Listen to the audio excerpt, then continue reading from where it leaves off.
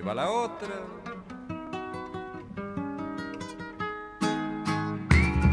With a climactic conclusion to our Chilean adventure, we were about an hour outside of Santiago on our way to visit a popular glacier called El Glaciar Morado, or the Purple Glacier.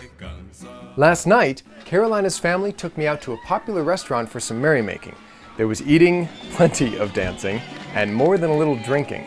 Not the best idea the night before a 7-hour hike in the Andes Mountains. There are 4 things you need to survive.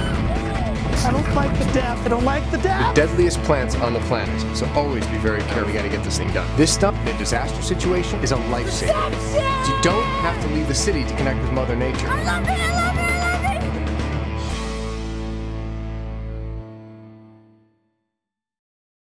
Now this is gonna be where it really gets good. This morning, I'm feeling the effect of too little sleep and too much fun. The bumpy, windy car ride is not helping. A little bit scary at times. The Andes is the longest mountain range in the world, stretching over 4,500 miles through South America.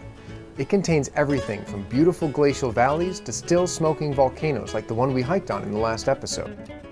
We waste no time. We don our gear and begin the hike. And even though I'm hurting, my excitement grows as I run into some old friends along the path. So, we just found a plant that looks like it's the same one we have in Los Angeles. It's called spurge. It's got the same leaf structure and the same milky white sap. Some people actually use this white sap to burn spots off their skin, so as you can guess, it's poisonous. All right, let's keep going. Oh, hey, check it out. Huh, here's another one. It's lamb's quarter. This is edible. We've got it. In fact, you've seen me go foraging for it before. You can always tell because the leaves look like a goose foot, and the roots will have sort of a reddish or pinkish tinge to it. You can just barely see it on this guy here. But that's pretty cool. Let's go. So I just found out from our guides that the water here in these mountains here, not in the Andes in general, but right here, you actually can't drink unless you have a filter. There are certain minerals in it that boiling doesn't destroy that are toxic to you. So the only way you can drink this is with a particular kind of filter. It's kind of crazy. It's too bad because the water looks beautiful, but I'm gonna leave it alone.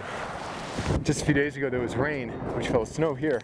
Now you can't drink the water in the rivers, but the snow, that you can have. And it's warm enough when I'm exercising that I don't mind having a little bit to cool off and drink. You can see our guides are far outpacing us. Well, they're used to the elevation up here. The elevation is about 3 kilometers. And I'm not entirely sure how that averages out. I want to say about 2 miles. We have a few mountains out there near us that are like that, but nothing like just being here, we're already up at that level. So, okay, I gotta save my breath. Luckily, my hangover is fading with every breath of the clean, cold mountain air. I even managed to catch up to our guides. Partway into our hike, the path is blocked by deep snow. I confer with our guides to figure out what we're going to do.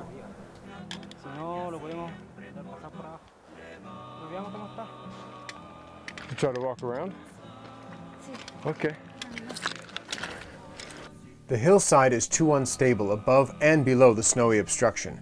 We have no choice but to go across.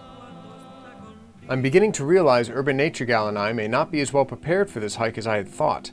Our guides have trekking poles and gaiters, so the wet, rocky terrain is not a problem for them. We have no such tools.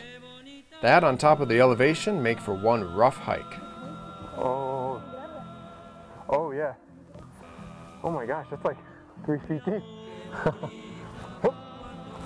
That's right, I remember hearing, or just, you know, how you gotta be careful even around glaciers because things can get real deep. How beautiful is that? I mean, California is great, we don't have the cold, but the cold brings its own beauty. Look at this. There is beauty, yes, but when we get there, we see just how treacherous a beautiful glacier can be. The gentleman over there to my right, one of the guys got too close to the lake and actually fell in. He's gonna have a cold walk back. It's funny because this elevation is about the same as an area in California called Big Bear. But Big Bear has trees all over the place and it gets a lot of snow, but this is such a different landscape, and in a lot of ways it's a lot more tranquil, it's a lot more peaceful, but it feels a lot more raw and, well, definitely a lot colder. It's amazing that we're here in the middle of summer and we've got about a foot of snow on the ground and the lake is all iced over, and we actually just saw a little bit of the glacier break off into the lake. It was beautiful. We're now at the tallest point. However, these guys set up camp. From here, it's all downhill. The glacier was beautiful, but the air's thin, and I partied too much last night, so I'm ready to start walking downhill. Carolina, a horse lover if ever there was one, is not happy when she sees we could have done the whole trip on horseback. Turns out, we could have used the extra height. As the midday sun rose, it melted a lot of the recent snowfall, completely changing the landscape of our trail. What was a snow crossing on the way in became a rushing river on the way out.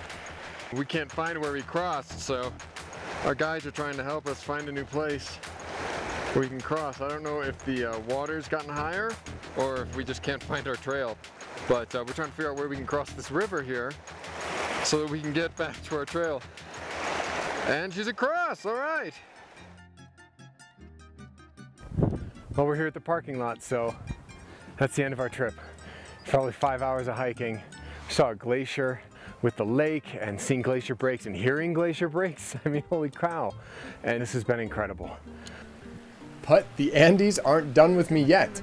The dirt road we took in has also been washed out by the newly melted snow. So, out I hop to help guide our guides back onto the road home. I understand now why Urban Nature Gal wanted me to come here. The culture, the food, and the natural wonders of this country have changed me in a way I will never forget. Chile and its people have welcomed me with open arms, and I can't wait to return to their embrace.